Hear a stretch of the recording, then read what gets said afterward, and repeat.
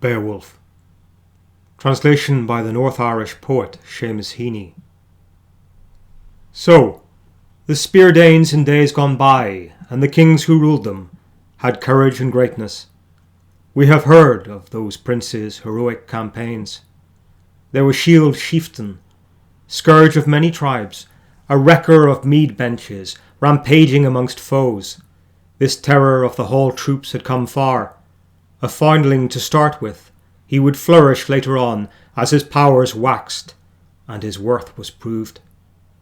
In the end, each clan on the outlying coasts beyond the Whale Road had to yield to him and begin to pay tribute. That was one good king. Afterwards, a boy-child was born to shield, a cub in the yard, a comfort sent by God to that nation.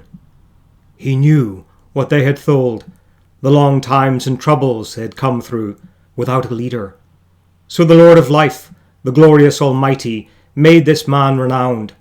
Shield had fathered a famous son.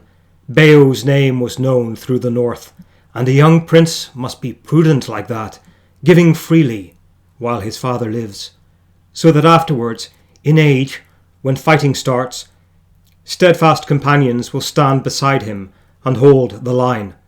Behaviour that's admired is the path to power among people everywhere.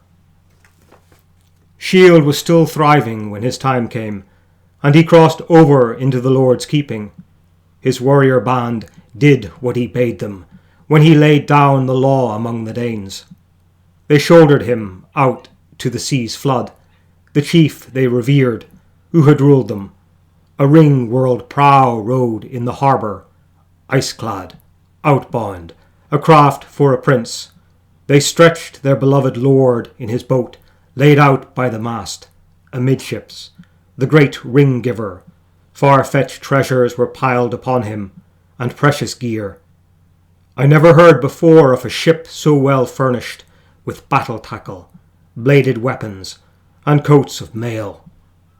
The mast treasure was loaded on top of him. It would travel far, out into the ocean's sway. They decked his body no less bountifully with offerings than those first ones did who cast him away when he was a child and launched him alone out over the waves. And they set a gold standard up high above his head and let him drift to wind and tide, bewailing him and mourning their loss. No man can tell, no wise man in hall or weathered veteran knows for certain who salvaged that load.